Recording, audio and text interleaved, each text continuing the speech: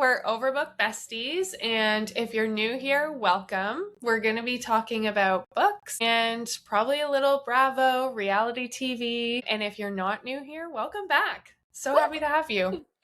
I'm Alana. I'm Sin, and we're starting from chapter 25 until the end of Throne of Glass, the first book. Thank you for joining along. So, beginning of chapter 25, Selena is having this very intense dream in which she is exploring a different part of the tunnel and meets Queen Elena. At first was like, is this real?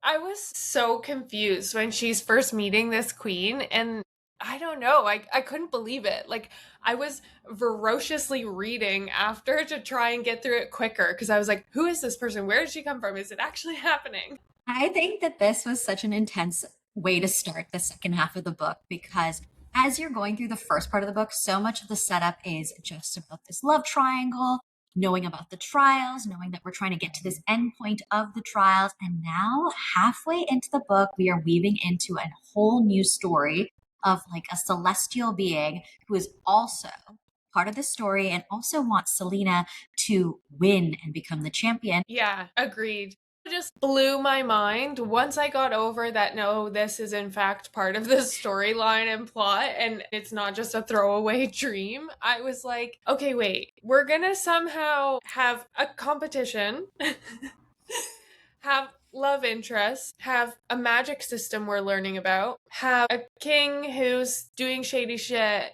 and there's this dark underpinnings, and the book is like this big. Yeah, the layering is so well done. I do agree with the way that I was reading chapter and reading about the dream, getting to the end and not being sure, is this a dream? Is this true and a thing happening, but it's happening in her dream world versus the real world?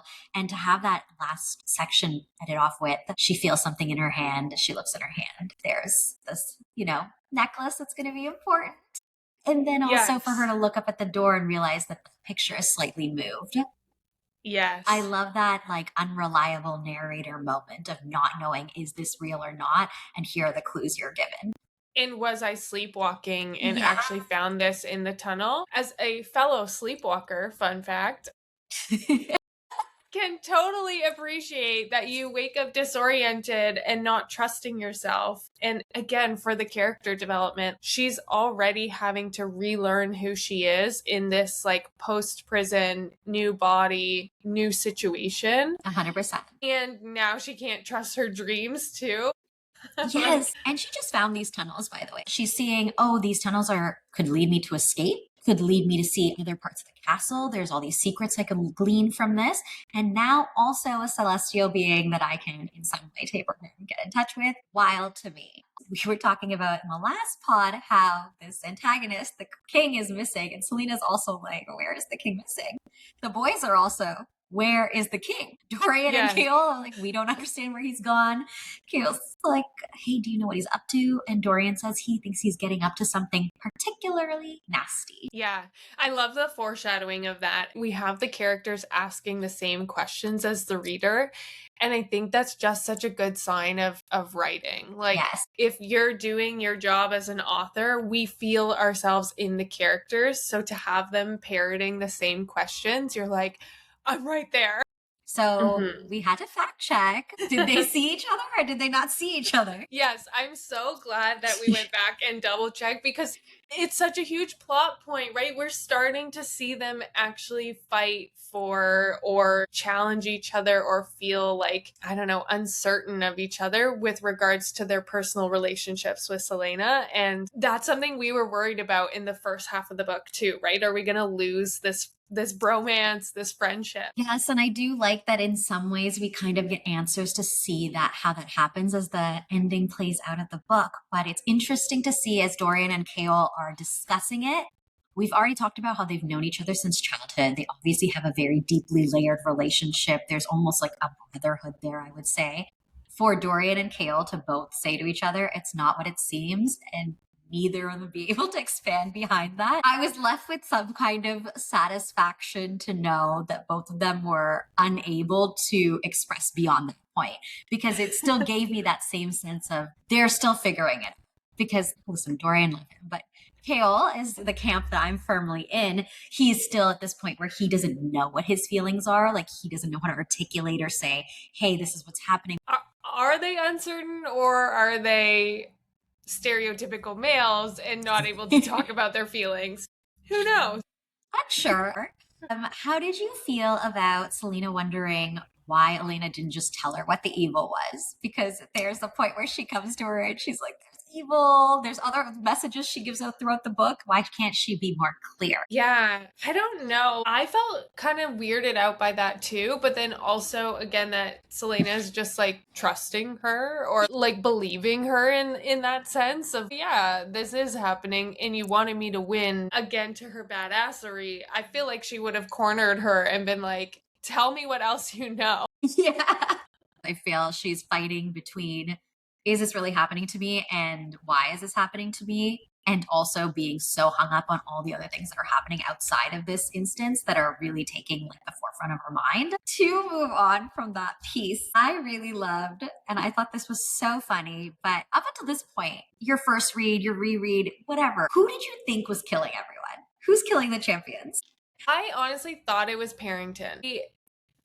Feel like he was just this slimy character in my mind. There's like the weird goings ons between him and Caltaine. You know he's up to something sneaky. And to be honest, I also thought the king had a hand in it. Yeah. Because I was like, he's disappearing.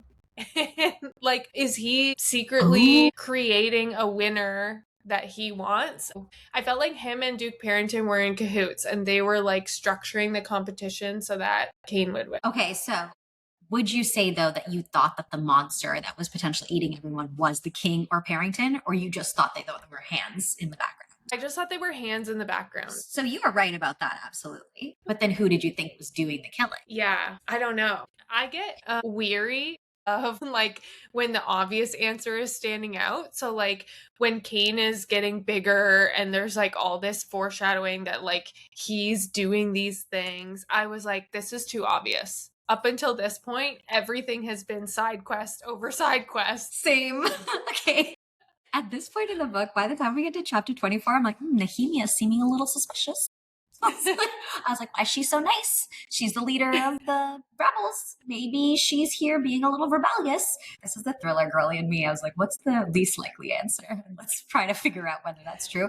And then Cat Lane's headaches getting worse, and also her thread of obsession of Selena at this point is getting more intense as the story's going. She's going from, I want to get Dorian, to as she finds out the little tidbits and Parrington lets her in on who she actually is. She's like, oh my God, Lady Lillian is not who I thought she was. And now I must get her out. And then connecting it to the headaches, I'm like, oh man, maybe she is being controlled by Duke Parrington and by the king, and she's the one who doesn't even know that she's killing all these people. Yeah. I think I had a line of thought of like, is she a shapeshifter? Like a werewolf who forgets what happens when you shift, you know? Like maybe the opium is playing into that as well, right? Yes. And they're like drugging her up so that she's more in a haze because they know as soon as the moon comes out, she'll be like. Yes. Especially because when we're talking about, there's these little drop hints of Fae used to be around, about all this, the magic being wiped out. And as far as magic goes, we just know Fae and these werewolves. That's it. So there could be these vampires, but werewolves or anything, and maybe that's how they will like weave it into the story. And then that being said, as I'm reading this, they're like, oh my gosh, who are the champions? Why are all the organs missing? And literally as they're having this conversation, Kane comes along and Kane shows up and Selena's like, he looks bigger. And as a reader, I'm like, how did I not put these two things together? Missing organs, getting stronger. I think that's the problem when you read so many books. You're like, they're all trying to trick us. So it has to be this tiny one thread that actually means nothing. Yes, 100%. But I do love that that's where my mind went, because then it made me appreciate Cat Lane's character so much more. What was she going to do? What was she even motivated by? Because Dorian despises her. Even if she gets rid of Lady Lillian, how is she going to get in Dorian's good graces? He's not said two words to you that are favorable. No, even his mom, right? The queen is not like, you need to marry Caltaine. Like, Yes, exactly. All right, Alana, really important for me because all this time you've been talking about what a badass female she is and how, because of her personality, you expect her to like counter people more. Mm. Here's a really interesting moment for me. As she's in the library, she finds this book about like the Walking Dead or whatnot. And she starts to read it, sees that there's like a picture of Faye in it. This is a book that would have been protected by other people, but the king has rid himself of all these books. And it's crazy that it's here because if he had known it was here, he would get rid of it. And she gets a little creeped out by it and she leaves it behind in the library. Straight to jail. Yes. I was like, where's my badass assassin? Where did she go? She's like, this book gives me the creeps and it must be off limits, so I'll leave it. Just talked about how the king is getting rid of these books and how he would be so upset to find out it's there. And your immediate thought was, I'll leave it behind. He hates you. Don't you hate him? It's actually angry. And if I remember right, she doesn't even think about the book for another chapter or so. And I'm like, is no one thinking about this book right now? Because I'm still stuck on it. I know, but actually the book never comes back into play for the rest of the story in terms of like being useful. It was just like that little part. And then we get to the end. And when we're trying to figure out answers, the whole time I thought the answers were going to be in the book. They were in Yes. a different book. Dangle this carrot in front of me. I was stuck on that forever. There were too many plot lines. I'll say it again. The book is this big. There's too many things. I will say there are so many plot lines, not too many, because I never felt like it was a problem. Everything weaved together so well. It was so nicely tied up with a bow, with enough respect to see how it's going to go on in book two. We were talking about how like Kale and Dorian are fighting their feelings, right? I feel like the pipeline from the beginning of the story to here is smooth. The mask is slipping for both of them, for Kale. Yes, the banter. At this point in the book, I was like, yes, again, she's young, badass, has been in probably a lot of social spheres that are with older adults, and she's had to put on different acts. So to see her like banter back and forth with Kale, and similarly for him, right? He's never truly felt like he fit in the castle except with Dorian. He's used to being in these like social spheres, putting on a certain face, and then you see him let loose with her, and they have this fun, witty back and forth to die for. Yes. Which brings me to what a great subplot side quest that is Fleetfoot. To have these puppies and say, I can't keep them, they're not purebred, and him getting her a puppy is a gift. We are both fur moms. So this plot point is so pure for us because we are two very obsessed people about our fur babies. And it translated well in how much we love Fleetfoot coming out in the story. Yes, and I will say that is one of my favorite like subplots in fantasy books is when there's an animal of some kind. Yes. And the main character is the only one that can immediately make that connection when she goes to the kennels with him and is like, I'll take him. Yeah. Well, technically, she's trying to save him and then she gets him as a gift for Yulmus. That is such a great point to how she's connected to this little outcast of the litter. She's a little outcast in her world. And I like by throughout the story, Fleetfoot also starts to connect more with Kale, with Dorian. Yes. And it shows you how these two outcasts are starting to weave these like family situations or these friend webs and how it's growing. I loved just the way that grew on you was so exciting to see. I also really liked how right away when he gives Fleetfoot as a gift, I'm like, she doesn't have time to care for a dog. She doesn't have time to train a dog. And then again, right away, her deal was, yes, but he needs to train with the dogs in the kennel. And I was like, okay, Yeah. great. When I'm training, he's training. Like again, answering the questions that you as a reader has as immediately being asked to answer by characters, which is I had something interesting again, Team Kale. So this glaringly was important to me as I'm reading it. Dorian says, I don't want to marry someone inferior to myself. That was his vantage point on marriage. He's like, I'm 20, but I don't want to marry someone inferior to me. I'm like, you're not all that. Like, calm down. How dare you say that out loud? Inferior in which way? He said in like mind and soul or something like that. It was gross to read because I still really do love Don't get me wrong, I have a special place in my heart for him, but this particular response was awful from him. Agreed. And I think he's had a hard time describing his feelings, being open about his feelings. And then for him to just have this line where he says that, I'm like, this is not Dorian. Yeah, exactly. I also feel like there's such a clear change in how we feel about Kale versus Dorian's feelings for Selena because of all the banter that we're seeing and how it's changing and shifting between two. But there's a piece of romance and symbolism that happens when Dorian and Selena are having this beautiful moment. And then she's like, oh my God, this is happening on her balcony. And Kale's point of view is he's looking up at her and she's looking away from him. So he's Yeah. looking at her, she's not thinking of him. I just really thought that was really interesting and poetically sad because at that point she is really into Dorian. And the imagery it creates, right? Not only are they physically on different levels, but also their body languages, she's turned away and he's turned towards. Okay. Finding out Nehemia can actually speak the language and might be concealing things from you, and you have to investigate.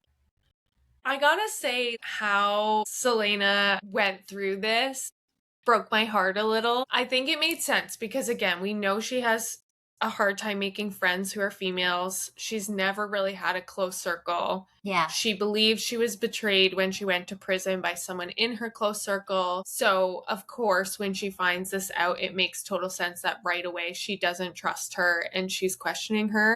Yes. But I was just so sad. I'm like, can you just go talk to her instead of harboring these feelings and trying to set her up and catch her in the act kind of thing? Yes, I wholeheartedly agree with you. That being said, having it be a way to make it make sense for why she really wants to go to this ball and be in this situation. Also, knowing that doing this is putting herself out there, it's risk, and it's going to create chaos, anger towards her because it's all centered around Yulmus. She says, "This is your Yulmus present to me, right?"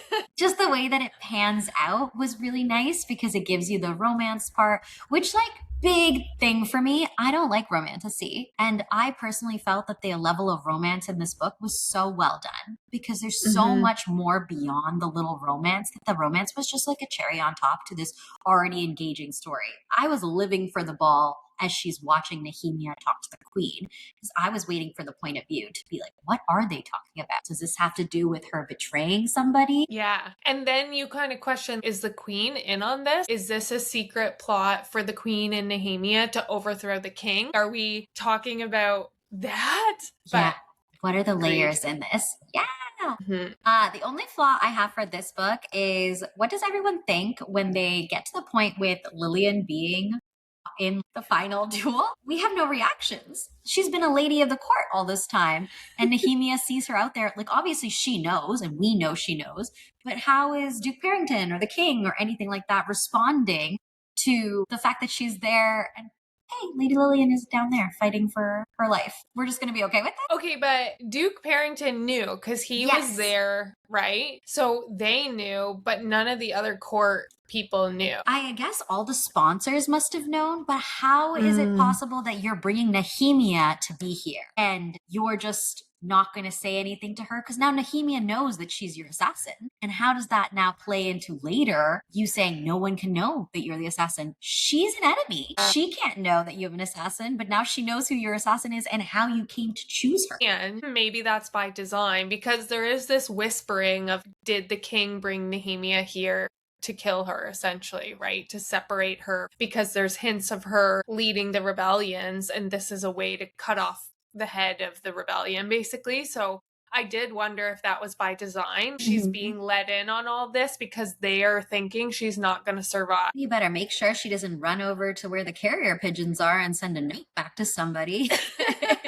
We gotta watch that girl closely. Well, and she kind of disappears for a little, right? And so you're like, okay, yeah, is she communicating back at home with like, hey, here's the 3 people the assassin could be, because now we're down to. You glossed over something really important. So once this ball is over, she also catches Kane and realizes he's the one who's letting all these monsters out. And he says, I wasn't going to be you tonight, but I'm going to do this. and the chaos that ensues. What was your immediate thought? My immediate thought was there's no way she can survive this monster that Kane has just trapped her in a room with. You mean to tell me this giant monster with these huge claws that's like scraping stone Yeah, good point. is just gonna let you run by? Yes. So that part I found a little hard to believe. I think similarly, we know there's this friction between her and Kane. But I would say up until this point, it doesn't feel like he's gunning for her. So then to have him just be like, okay, I'll take this opportunity and sick the monster on you felt kind of lazy to me. And I will say, as I was reading in that point, I totally did see that. But then when you hear from Nehemia later in the story that she says, hey, these word marks were here on a regular basis and you were the ones washing them off, that's why Cain would have come for you sooner. But hey, I was protecting you. I also was really interested to know whether or not the amulet has, and maybe we'll find out later in the next book, if the amulet has more power because it didn't seem to have as many protect offerings in this book. Like it never comes out, like, you know what I mean? Like she's just wearing it, but she still gets attacked. Yeah, it didn't seem to do much. So it'll be interesting to see where that goes. Also, with the word marks coming up, I got to the end of the story. We're jumping around all over the place. I'm so sorry, everybody. We have ADHD. This is a true fact. I got to the end of the book, and one of the things that I thought was so interesting was that the king obviously hates her. He was at a point where he keeps saying to everybody, no one can die this tournament. And he made it specifically a point to Selena to say, you can't kill anybody. You're just at this point of saying, I would have killed you. And that's how you know you've won. And that's what happens with Selena and Cain after all hell breaks loose with the other world and everything. We'll come back. But when we realize that that's not going to work out for the king and Selena has now won, he kind of shares this look with Cain to kill her. Mm-hmm. So you know he's going to the ends of the earth to not make this girl the assassin. So how are we led to believe that we get to the end of the book and he does in fact say, here's your papers, you are going to do it. And I love that the small thread that is the reason is, hey, she had this word mark on her forehead and it's the only one he doesn't know. He hasn't seen it before, he can't identify it, and he's so compelled by his curiosity to know, this is obviously a source of power I want. I need to keep her around to find out what that is. I thought that was so well done. And he thinks he knows something that she doesn't, right? He's like, I have the upper hand because even though I don't know this particular word mark, I know all the power that word marks can provide. Which is also her greatest fear throughout the whole book. And her and Nehemia are like, oh, I hope he never finds out. Joke, he's the one orchestrating all of this. Yeah. He was trying to kill you from the beginning. Really fun, so funny to read is as she's being led to the final trial. I love the little detail of her seeing two of her past clients and the detail of, hey, they both hired me to kill the same person and I took both their money and killed the person. What a great way to remind us that she was an assassin. She works outside the castle, and here are some prospective clients that were right in the castle. Like her network was obviously big and strong and very fruitful. Mm-hmm. I loved that too. It was just this cute little reminder. Yeah. Well done. Claps for you. Exactly. Hear the sound effect. Yeah. I have a lot of strong feelings about the way that the fight went down because, again, Kathleen's character is so exciting to read about. And the way that you read the scene between her and Parrington saying, you know, this is who she really is, and we need to get rid of her, and perhaps you can poison her. This whole time, Kathleen is thinking, I'm manipulating this guy, but actually, he's been manipulating you. And then watching that play out in the end, her finally like last screw just loosens out was beautiful. Masterful, Yeah. if you will. Yeah, agreed. We're made to think that Parrington's just this slimy old man who's just looking for a quick, like, easy lay, and Peltane's like, ha ha ha, I got you. Meanwhile, it's like a maze of actually he's been playing you this whole time. Exactly. I really appreciate that there were so many layers to the fact that the king and Parrington were trying to get rid of her, to know we're going to set you up against Cain, who we don't think you have a chance against. We're also going to weaken you. It's a no holds bar. We're going to pretend there was an accident when you die. And then watching that unravel, because it feels like, even though Duke Parrington and the king know so much about the word marks and stuff like that, it feels like Cain has crossed over into something else. because now he knows things about Selena's family, and he's, sowing these seeds of sadness into her and just like the shock she's experiencing because no one's supposed to know that her family died. And that's the first thing that Kale says to her. He's like, I didn't know that your parents died that way.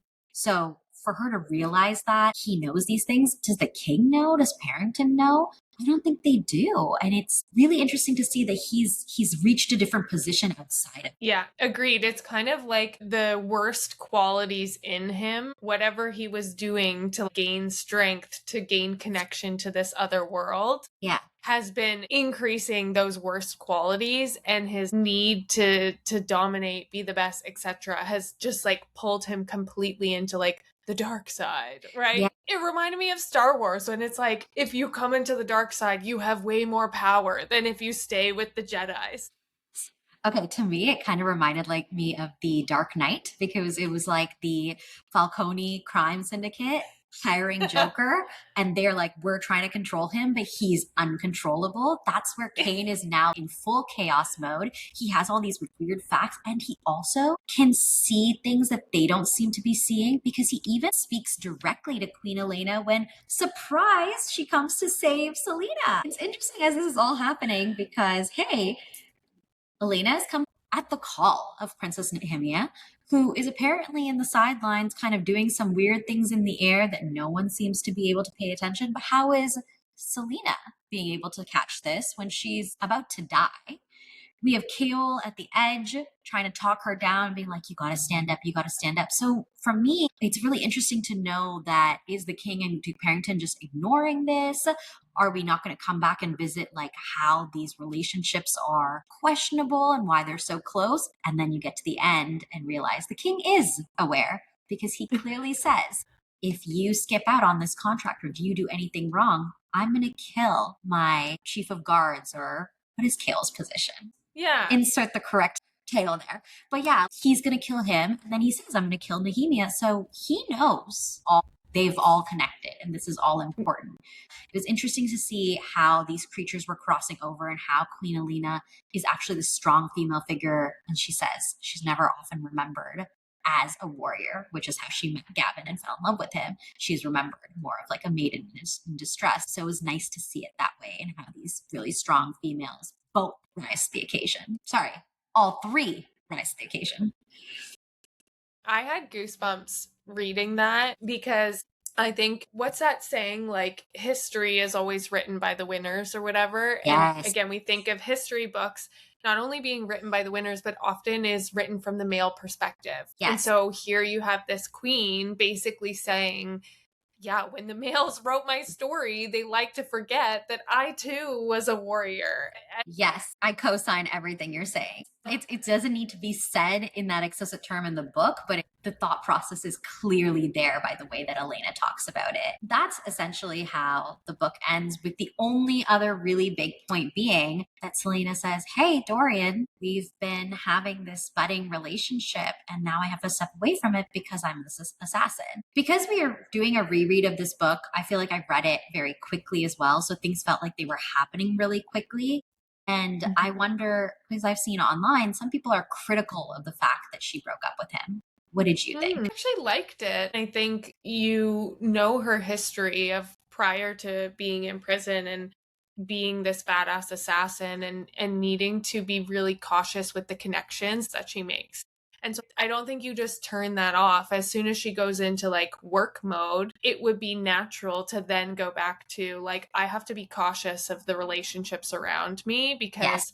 that could put my job at risk or give me a weak spot. Like if Yeah. someone decides to turn on me, now I deeply care for this person and I'm going to change my behavior because of it. So I actually thought it added to it. And similarly, I think so many books would just throw in some spice there to just add to people getting excited about it. Yeah. And so I actually had a lot of respect that the author actually went backwards and Yes. and slowed down. And my hope was then their friendship could keep growing and the friendship between Kale and Dorian could keep growing. Exactly. I wholeheartedly. I also thought that the way she presented it was, I can't be the king's assassin and be dating the crown prince. That doesn't make sense.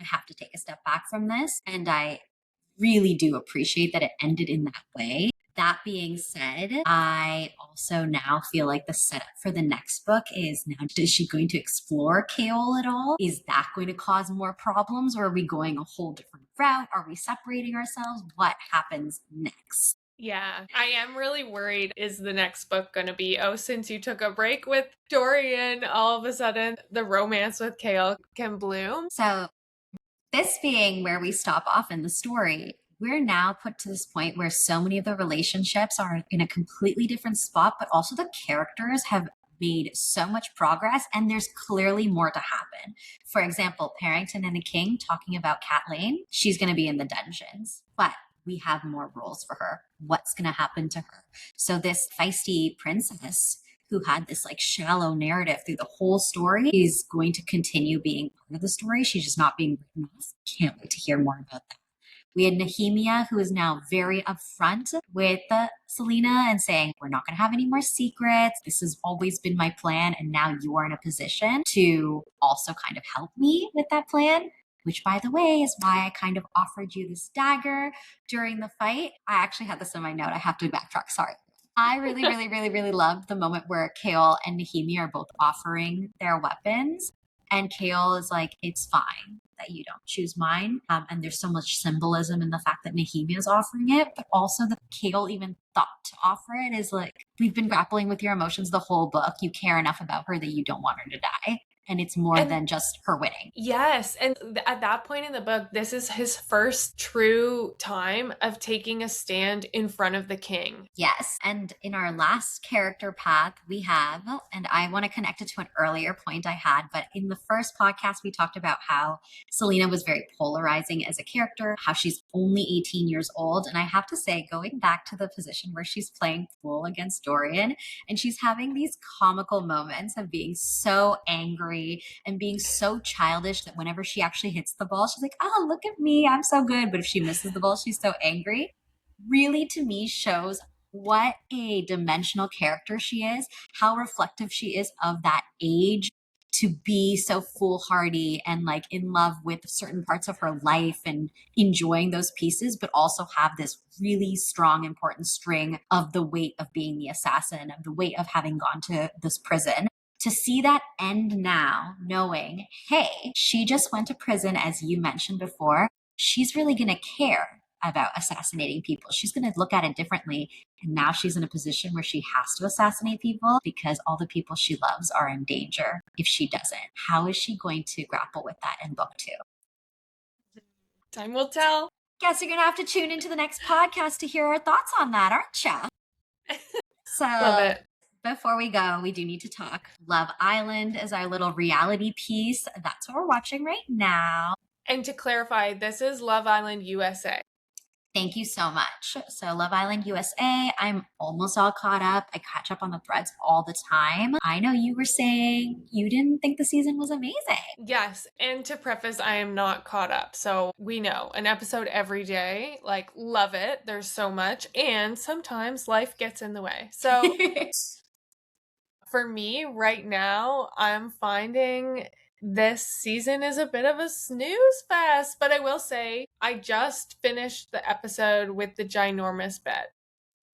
Oh, okay, okay. Got you. So the bombshells have just come in and you can tell there's trouble brewing, but I feel like for 3 days in, 4 days in, everyone is just so set on their couples, getting butthurt when someone's even talking to someone else. I'm like, you've known these people for 4 days. Yes, I feel like now, and this is true of so much reality TV, which is why Summer House is like an anomaly a lot of times, is that these people have all watched the show, so they know how previous people have reacted. They have to like wonder, what's everyone perceiving me outside the show? So they're more mindful of things like talking to people. They're like, oh, well, I don't want to talk to someone. I'm just going to stay here and we're not going to kiss outside of challenges because that's disrespectful. It's like, well, it's not, as long as you're upfront with everybody and you say, hey, like, this is Love Island. We're exploring connections. Just don't be hiding shit and be sneaky about it. And even if you aren't upfront with it and later I find out, it's also not that deep because it's been whatever number of days. But I also recognize that they are in a vacuum. So Yes. everything is bigger and like more meaningful to them, that they don't realize, that their feelings are amplified because of this situation that they're in. Anyone standing out to you as like an anomaly person on the show? Okay, when we think about individual people, I had to ask, how do you feel about your name being on the show? Like, I had to actually pause the episode because Sincerity was like, Sincere. person. now, I'm sincere. yeah, now I'm calling him you. Yeah, he refers to himself in the third person and he's like, oh, sin this. And I literally had to pause it and I was like, he did not. So mad someone was coming for my brand. For anyone who knows me from my reading account, I am sincerest reader. I go by Sincerity. My name is Sin. And for this guy to be going by Sin and also have the full name Sincere, I was like, how dare you? You were coming for my brand. Didn't like him from the moment I saw him on the screen for that reason. You're just now meeting some of these people. So when we come back to it, I have more to say on him. I think he moves really shady. So I'll see if you agree with me. But one person I want to talk about is Melanie, who Sincere is coupled up with. People online are making Melanie out to be crazy, and I think it is a crazy take to be calling her anything other than actually enjoying the show and doing what she's supposed to on the show. The only thing that I will say about her is that she does a little too much. She gets a little too excited in Sincere's face about like a bombshell coming in, but otherwise she's doing what she's supposed to be doing on the show. I don't feel like she's wild for Yeah, it. I would agree. My thoughts were she was getting pissed at him for making out with, having eyes for another bombshell. And then she does the exact same thing to the nth degree. So I Yeah. don't think she's being totally over the top. I think she just has a very bubbly, like fun loving personality. One of the comments was like, oh, you're turning to face someone and you're blocking someone behind you. Like, sure, you need to have awareness of who's behind you. But I agree. If I'm really into a conversation, I'm naturally leaning in. I'm naturally turning to face them. Like, that's just, it seems like her kind of bubbliness coming through. But Yes. then yeah, she's like making out with him, making out with someone else, making like going back and forth, but then was calling Sin out on making out with a bombshell. You can't So call him Sin, Alana. We have to call him Sincere.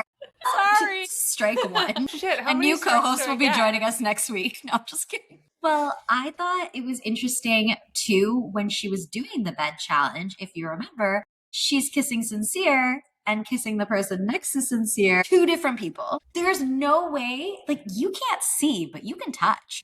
And Sincere has so much hair, and this other guy does not have the same type of hair, the same length of hair. And it's also going from someone who's obviously shorter to someone who's obviously taller. And she's like, kiss, kiss, kiss. Which one is it? Which one is it? And when he gets upset about that with her, she's like, well, I couldn't see. I couldn't see. And in the next episode, do you care if I tell you a spoiler? No. In the next episode, it's Casey and her having a conversation. And she's like, yeah, I couldn't see. And Casey's like, now, Melanie. Good. Yeah, he calls her out. He's like, you might not have been able to see, but you know who it is. So Yeah. again, I find that she's just doing too much, but the fact that she's doing these things is still fine within the parameters of the show. Everyone else's reaction is just kind of crazy to be expecting her to be in a committed relationship with this guy or to not be weird about it, Yeah, and I think that's to my original point. Like they're also like playing it safe, comfy in their couple, but really they all just want to still make out and get to know each other. And Yes. she's trying to do that under the guise of it being I can't see instead of just owning I'm interested in exploring this guy and you. Yes. And she's not really standing on that business, which I didn't love. And I feel like that's Love Island. Yes, and that's the thing, right? Like already this show is such a very interesting format with it having an episode every day. We're going through such a long extended period of time with all these couples. So if you guys are going to couple up right from the beginning, what's the point of the show? Like we could just put Mhm. a bunch of people in a room and you guys can choose some person and date. That's not the premise, right? We want to see it be tested. We want to see you try out different things. And it doesn't feel like that they're doing that. And it feels like they're really talking each other out of doing, which is problematic. Yeah. Mhm. Casey gets in trouble too because when the two bombshells are revealed, he's like, I'm excited. And Naya is like, why'd you say it like that? But Casey is just so unserious. Like he's that type of person who like smirks in awkward situations because that's how he deals with his like anxiety or his uncomfiness. And it's so unfortunate because Anaya is so like, let's have a serious conversation. So you could see on their faces, she's like, why are you laughing? And he's like, No. I'm not doing anything crazy, I swear. It was hard to watch him not have anyone behind his door. Yeah, that was heartbreaking. And I always feel like the first episode, there's rejection. Like, that is the Love Island code. There's always someone who gets rejected. Remember, originally, like, it would be the girls getting rejected, and now they've flipped it, and it's always the guys getting rejected. Yeah, but like to start that experience on a foot of rejection too, I wonder if that also leans into how you move through the rest of the show because you don't want to be, rejected again. So you might feel like 100%. being a safe option or something. I don't think in this case anyone is a safe option for me personally, but I feel like that could lead to the issue and then it's problematic because it's taking away from why we're watching the show altogether. What do you think of having Zach on the show, who was Charlie's brother? Ugh. That was not in relation to Zach as a person. That was just in relation to the fact that we had to bring someone's brother on. Like, you mean of all the people who applied were going with someone's brother? It just felt a bit like lazy on casting side of things. Yeah, I don't know. What are your thoughts? I think it's interesting because watching him on the show, he just seems so. I'm here, and my brother Charlie was on the show, and let's see how I do this time. And at one point, he's like, Charlie came in later, and I'm here at the beginning. But I didn't mean to say it like in insult. And I'm like, are you guys just competing to see how many weeks you last versus Charlie lasts? 100%. Yeah. There's this like budding relationship with him and Bryce. And oh my gosh, Alana, I'm going to tell you now. And then as you watch every episode, you have to watch, they have their own, they're in love. They should be a couple. Like everyone's like, just Aw. put them together. I think it's funny seeing Charlie's reaction from the outside world watching his brother in it because he's commenting like, who is it that says it? Kenzie says Charlie's hotter than Zach, and Charlie in the real world is like, I see you, Kenzie. I was like, Yeah. that's fun to watch. Yes. Yeah. Okay, question for you. What do you think of this season's new intro choreographed dance music video? Oh my gosh, I don't know why this is part of the script. I don't know who in the producers room is like, hey, we should also do this song and dance number. I think it's so funny to watch and I love it. Like I love watching it because I love to see who's so into it, who's doing the most because at this person's point they've never met each other. Okay? They're all No. filming completely different scenes and who knows what the direction is that they're being given. But watching Kenzie do the splits a bunch, watching, I think it's Melanie or Trinity is doing such a great job. She's like on the ground and like dancing a big number. The girls are always so funny and fun to watch. And then watching the boys have to do it, I'm like, I would love to have just like the interview. The first interviews should be, tell me how you felt doing that song. That's what Yes. I want to see. Yeah. Agreed. Don't even introduce me to you. Just be like, oh my God, the whole time I didn't know what the words were. I had to hold up cards. Like, I want to know that. Yes, agreed. Also, just like in what other reality TV show? Like, imagine Survivor, and the cast members are like, hey, so before we actually split you up into teams, we're gonna do this whole choreographed dance on the beach of Fiji. And you don't Sound get good? rice at all. If you don't do it. I'm going to have so much more to say to you about how the new bombshells are moving and how the people are moving with the bombshells. So pay attention to Mm. that. And I really, really love that Love Island has Beatrice on it. Having her Mm. in this is so exciting because she's a Paralympian. It's, minority community that's really exciting. I love seeing like differentiation represented. And it's so Mhm. exciting for people to watch to see like hey, you're considered hot person to be on the show and that this isn't the barrier for that. And she represents so well. She's such a fun person to watch on screen because she doesn't give any shits. She's really like straightforward the way she speaks to people. The way she came to Melanie was like, hey, I think you should like, I don't agree necessarily with the fact that she was saying that she was leaning forward, but I did agree with her that maybe she should have let someone else pull him for a chat first because she's in a couple she's excited about. And there's Mhm. someone like Kenzie who's not in a couple she's excited about. So yeah, Yeah. that was my excitement for the show. I didn't love her as much. Like I would agree. I'm glad she's on the show. But I feel like she kind of was slimy, like wasn't open with what's his name, the cop right away. Like she was like all in on him and was like all over him. And I saw a clip from After Sun and she made a joke about like I made it through teen pregnancy. I'm not gonna and like I would have loved to hear that in the show of like why you're thinking about because that is very real. Not everyone wants to have kids. And I think it is totally fair to have a conversation with someone who has a child already and be open about that if that was the reason. But she's like treating him like she's all in, there's no red flags, and then is just like a huge switch up. Totally fair. Although, imagine having a conversation with someone you've known a few days to be say, "Hey, you have a child, and that's not it for me. So I want to stop talking or stop exploring this connection." Because the challenge itself was a problem. You, everybody should have been on red. But I Yeah. should have wanted to explore. There's Yes. no reason to be like, yeah, I'm good. It's the beginning of the whole show. It's fine. So I feel like she got like this look for doing what she did, but it's okay. It really was Yeah. okay that she went to go explore.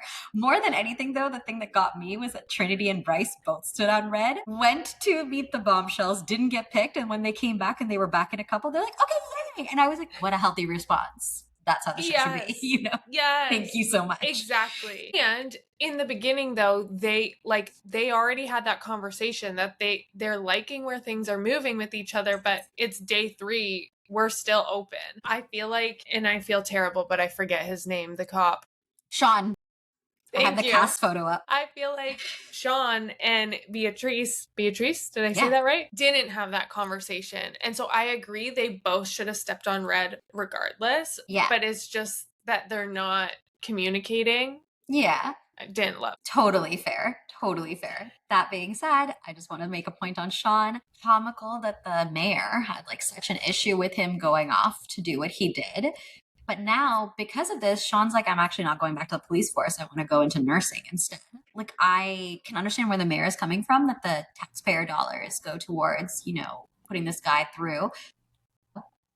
Did you see his mom responded though? What did she say? She basically said like yes, taxpayer money was involved because it's subsidized. However, a large chunk of money to pay for his policing schooling was personal funds. Yes, So like she clarifies like the mayor is making it seem like this was all of it. 100% on Yeah. taxpayer dime, and the basically how I interpreted it, and again, this is allegedly, someone please fact check me, I will not get angry if I'm totally wrong, is he basically put in for a leave of absence from work with the understanding that he was going to come back. They delayed accepting it until the day before he was supposed to leave or right before he was supposed to leave. Okay. And then they declined it. So basically forced him to quit. I thought he knew that. I thought that he was approved for the leave and that he was there, but everyone knew he was there. Like everyone knew he was on this reality dating show. So I was Yeah. just under the assumption that they did know that he was there and that he was approved. I didn't know that he ended up having to actually quit. I thought he actually was on the leave. Again, someone fact check me. This was my very brief, quick read from the mom sharing or his mom sharing. Like, you also betrayed him by forcing him to put in this and then basically pulling back and reneging on. Yeah. Well, I mean, like, I can understand the mayor being like upset that a police officer was going to choose like reality TV over being a police officer.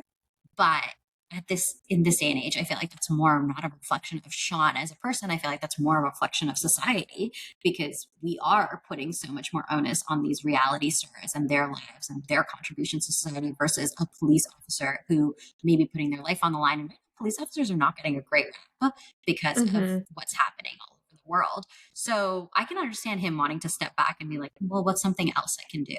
But kudos to Yeah. him if he does, in fact, follow through with the nursing. I think that's such a cool pivot for him, and to go into something else that's also like, human forward as opposed to following that reality career path and, influencing or whatever else he could have done. Hmm. So I don't know. He does seem like a genuinely good guy. He does seem like a really great catch. And I think there's going to be so many women pouring in to try and meet him and date him because he came off like sunshine and roses on the show. I agree. Yeah, I really liked how he moved on the show, and even dealing with Beatrice coming back with what's his name? With that, De, is it Gabrielle?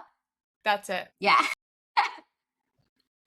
I thought he handled that like so respectfully and like talked to his support system and was like, am I the only one seeing this? Was I just misinterpreting? Like got some outside perspective and then just had a conversation. I thought it was Well, great.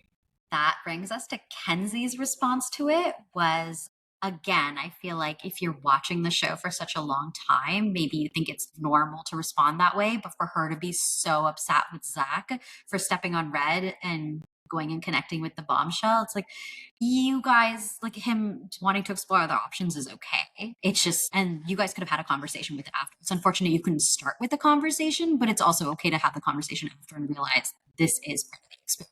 And in not so many words, they did. I think honestly, her ego was hurt. Like, it doesn't feel good when someone's like, you're not my type. I would never go for someone like you. Absolutely.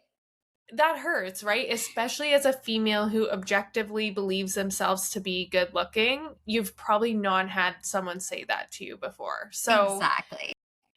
I get it that she was hurting even before that happened, but I don't like how she handled it afterwards because he did try and talk to her. She said later he did go back the next day and she still was Yeah. just like closed off. But I will say I really liked how, oh my gosh, you're my name guru. I can't keep the name straight. Tell me who you're talking about. Her, who she's with now, the tall guy. Corbin? Oh, no, no. Maybe it wasn't Corbin. Maybe it was actually Sean. I forget. No, it was Sean. Called her out on that. Was like, hey, I don't like you were kind of rude to Zach in the challenge. Right? Yeah, Yeah. yeah, Yeah. yeah. Did like that he called her on it. And because it's true. Like, this is Love Island. Like, you can't just avoid someone because you feel slighted by them from the first day. Exactly. Or whatever early days it was. It doesn't really matter. Like, it's at this point, you still should be exploring the show. I'm sorry you're not enjoying the season. To be honest, I'm really interested to see where it's going to go because I feel like producers at this point have to work overtime to get these people to step out of the situation they're in. So I think there's going to be more on that. I think it's going to unfold. And I almost wonder if like Casa's going to be moved up because of the way people are moving right now, which would be interesting, or they're going to have to start dropping bombshells to make this make sense. So I'm interested to see how it goes. I am caught up to where they've just exchanged love letters. So I hope to discuss Ooh. more with you. Do you have any final notes on Love Island? I hope Love Island Games comes back because there are several people on this season who I would love to see in the games version. Like strong, like feisty, competitive people. So, producers, if you happen to hear this, take some notes. We'll give you a full roster by the end of the season of who we'd like to see. Obviously, you care about. So that's all my thoughts. And thank you for joining us. We have completed one book in the Throne of Glass series. We are going to go to the next book. We hope that you join us along. We are doing the order where we start with Throne of Glass and we are going to do Assassin's Blade as our third. That's how we originally did it, and we're keeping it that way. But thank you so much for listening. We're hoping that you're having as much as fun as we are. But if you have any feedback for us, please let us know in the comments, and we're excited to see you next week.